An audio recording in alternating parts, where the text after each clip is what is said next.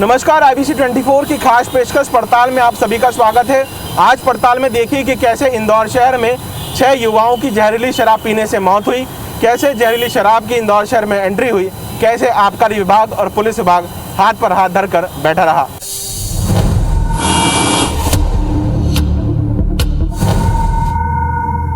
इंदौर शहर कोरोना की दूसरी लहर से उबर ही रहा था कि जहरीली शराब से मौत का मामला सामने आ गया। इंदौर में नकली शराब ने 6 लोगों की जिंदगी छीन ली। दरअसल इंदौर में जहरीली शराब का कारोबार लंबे समय से चल रहा था, जिसको पुलिस और आबकारी विभाग सिरे से नकारते आए हैं।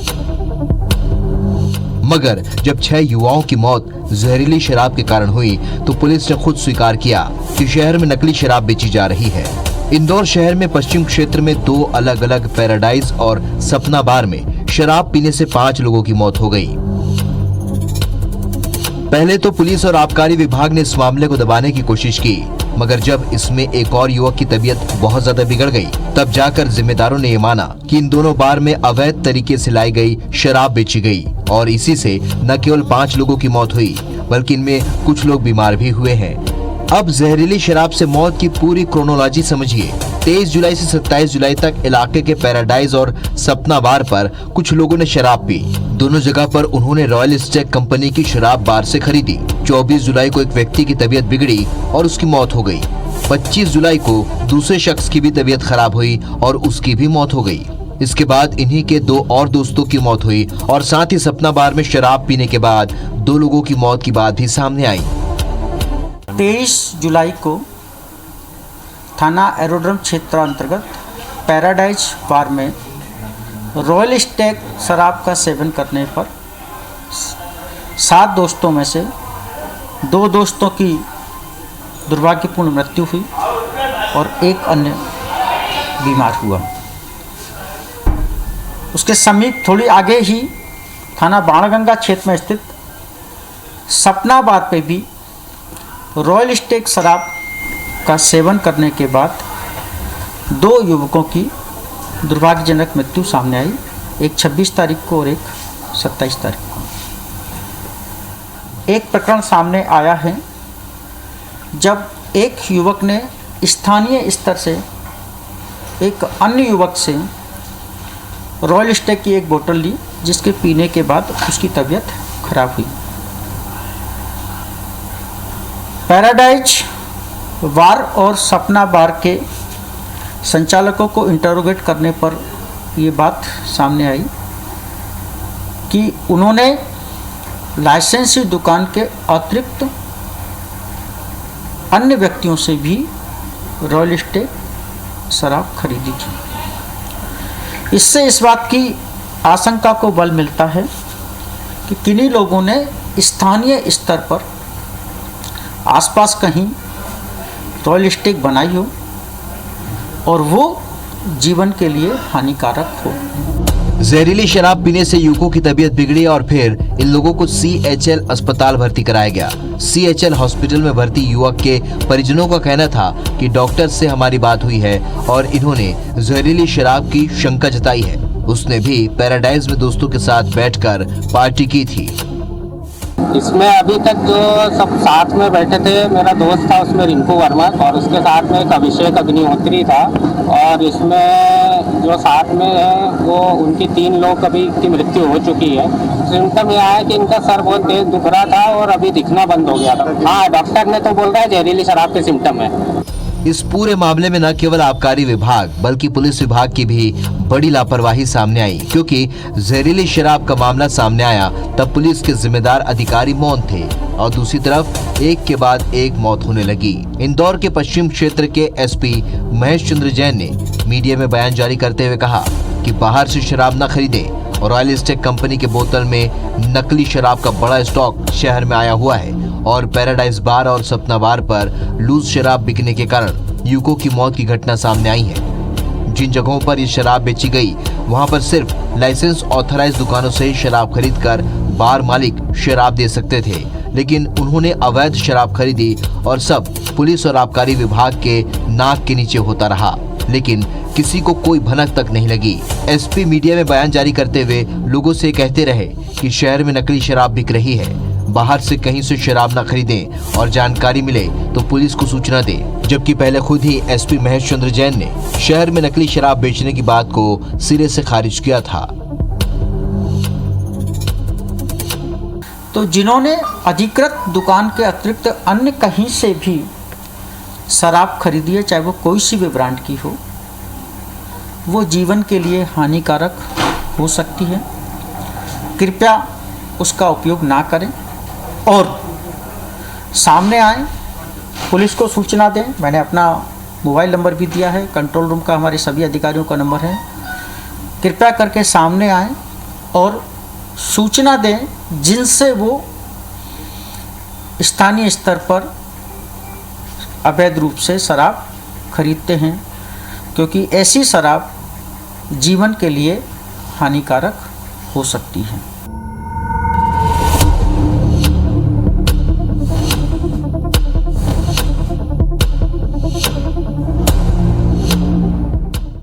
इंदौर शहर में बिकी जहरीली शराब का कनेक्शन न केवल इंदौर के आसपास के जिले जिनमें खंडवा, खरगोन और मंदसौर शामिल है, इनसे इनका कनेक्शन सामने आया, बल्कि पड़ोसी राज्य राजस्थान से भी कनेक्शन सामने आया है, जहां से महंगी ब्रांडेड खाली बोतलें लाई जाती थी। इसके नकली होलोग्राम स्टिकर तैयार करे जाते थे और इन्हीं में ही अवैध शराब भरकर अन्य जिलों में भेजी जाती थी, जिसमें इंदौर भी शामिल है।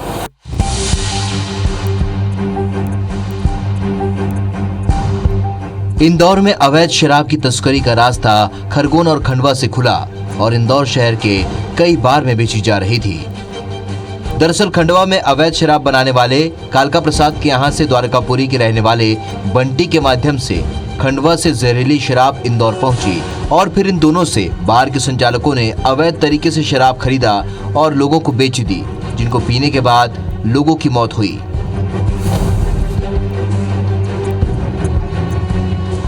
साथ ही वे ऑथराइज्ड डीलर मिथाइल अल्कोहल बड़ी इंडस्ट्रीज को सप्लाई करते थे। उनके माध्यम से छोटे डीलर ने मिथाइल अल्कोहल खरीदा और फिर इन छोटे डीलर्स के माध्यम से मिथाइल अल्कोहल गलत हाथों में गई और उसके बाद अवैध शराब बनाने का सिलसिला शराब माफियाओं ने शुरू कर दिया। खंडवा के कालका प्रसाद यही मिथाइल अल्कोहल लेकर अवैध शराब बनाता था और फिर उसे सप्लाई करता था और ऐसे ही कई नाम सामने आए हैं जो अवैध तरीके से स्पिरिट का उपयोग कर शराब बनाते और फिर सप्लाई करते। मंदसौर में हुए जहरीली शराब से मौत के मामले में तार इंदौर से भी जुड़े हैं, जिसमें ये बात सामने आई है कि सांवेर रोड के मिथाइल अल्कोहल के लाइसेंसी रिटेलर ओपी कुमार से रविंद्र ने मिथाइल अल्कोहल खरीदा। उन्होंने अपने सब डीलर मोहित यादव को आगे प्रोवाइड कराया, लेकिन उसके बाद इसका किस तरीके से गलत उपयोग हुआ, इस मामले में इंदौर से जुड़े लोगों को भी गिरफ्तार किया गया है। लगभग 800 से ज़्यादा लोगों पे पुलिस ने पिछले लगभग 4-5 दिनों में कार्रवाइयाँ की थी और उसमें ऐसे लोगों को भी जो कि पहले कभी भी सक्रिय रहे हों, जिनका आपराधिक रिकॉर्ड है या आपराधिक गतिविधियों में रहने के खिलाफ पुलिस ने विभिन्न धाराओं में कार्रवाई की है। पिछले लगभग 6 महीने से छूटे हुए, जो जेल रिहाई से छूटे हुए जो बदमाश थे, उनके विरुद्ध भी पुलिस ने कार्रवाई की है। बहरहाल इस पुलिस पूरे मामले को लेकर के काफ़ी सख्ती से कार्रवाई कर रही है।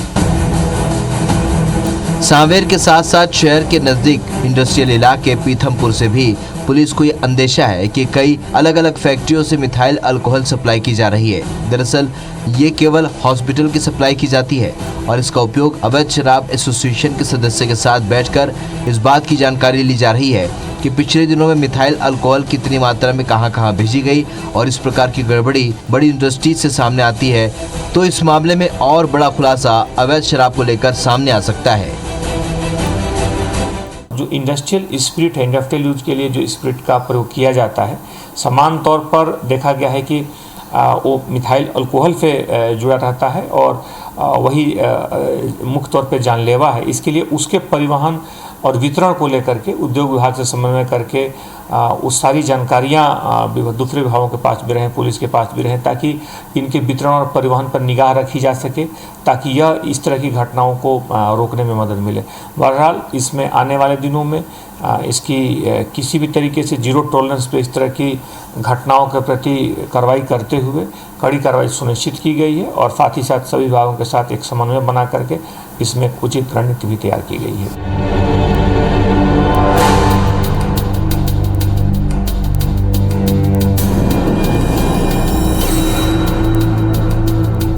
अब आपको बताते हैं कि जब जहरीली शराब के मामले में 6 लोगों की मौत हुई तो इस पर आबकारी विभाग ने क्या एक्शन लिया, इंदौर पुलिस ने इस पर क्या एक्शन लिया और उसके बाद मध्य प्रदेश सरकार ने जहरीली शराब को लेकर कितने सख्त नियम और कानून बना दिए हैं।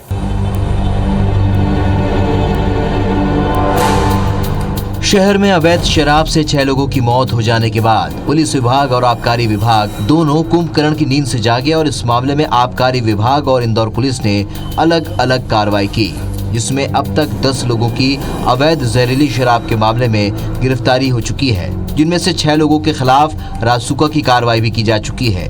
जहरीली शराब के मामले में सबसे पहले पुलिस ने पैराडाइज और सपना बार के संचालकों को गिरफ्तार किया और उसके बाद इन लोगों से सख्ती से पूछताछ की गई। पूछताछ में उन्होंने लाइसेंसी दुकानों से शराब न खरीदते हुए अन्य जगहों से शराब खरीदना स्वीकार किया। लगातार कि इंदौर में अवैध अंग्रेजी शराब का व्यवसाय हो रहा है। इस संबंध में हमने हमारी टीम को अलर्ट कर रखा था और लगातार 2-3 दिन से ये लगे हुए थे। तो इस हमको एक सफलता मिली। एक खातीवाला टैंक के रॉयल एम्पायर बिल्डिंग में से हम एक हेमंत शर्मा नाम के व्यक्ति को हमने गिरफ्तार किया है और जिसके पास से भारी मात्रा में अंग्रेजी अवैध शराब जिसकी गुणवत्ता भी संदिग्ध लगती है प्रथम दृष्टया, उसको हम FSL की जांच भी कराएंगे। अभी उसमें विभिन्न ब्रांडों की थी, जैसे MD रम, MD whisky, royal challenge, royal Stag, blender Sprite, Kingfisher की बियर और इसके अतिरिक्त कंट्री लिकर की जो जिसमें बॉटलिंग खंडवा जिले के लिए थी वो भी हमारे द्वारा जब्त की गई है।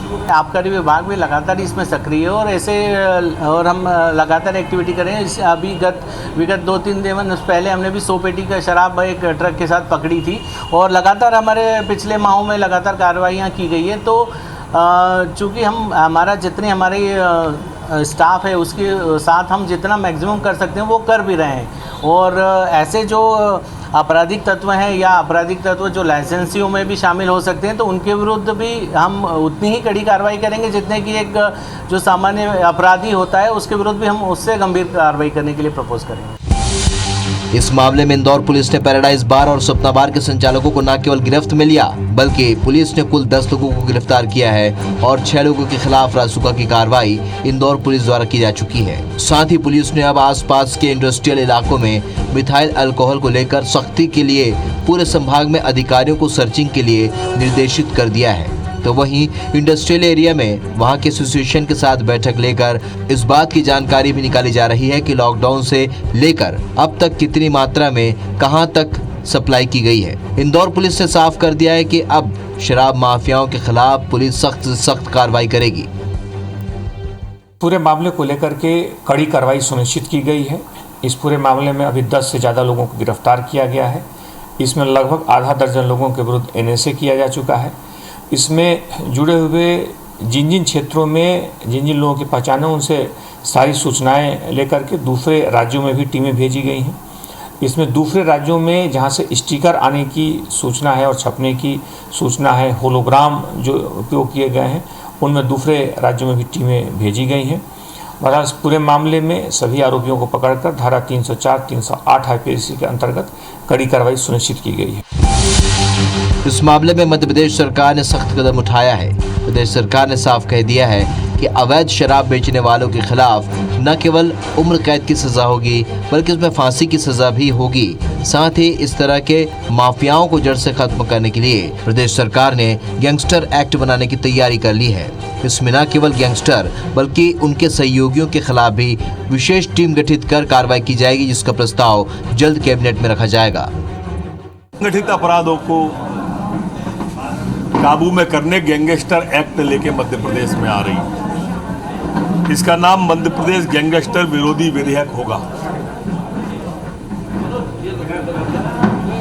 इस गैंगस्टर की व्यापक परिभाषा भी मैं आपके सामने रखना चाहूंगा, आपके माध्यम से जनता के बीच में ले जाने की प्रार्थना करूंगा। इसमें संगठित रूप से जो शराब का कारोबार करते हैं वो, जुआ खिलाते हैं वो, भूमाफिया, इस तरह के जो संगठित अपराध होते हैं वो सब इस गैंगस्टर कानून के अंतर्गत आएगा। इसमें सजा के लिए भी प्रथम दृष्टया 2 से 10 वर्ष तक की कारावास की सजा होगी, 25,000 का जुर्माना होगा। अगर वह लोक सेवक पर भी हमला करता है, जैसा आपने देखा होगा किसी अधिकारी पकड़ने गए और उन्होंने अधिकारी पर पथराव कर दिया, हमला किया, तो ये सदा 2 की जगह 5 से 10 हो जाएगी।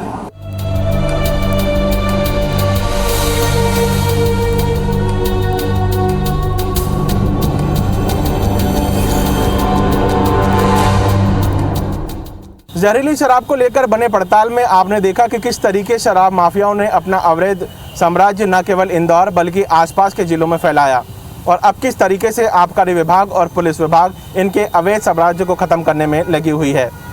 इसी प्रकार के ज्वलनशील मुद्दे को अगली बार पड़ताल में देखने के लिए IBC 24 के साथ जुड़े रहें। तब तक के लिए दीजिए इजाज़त। नमस्कार।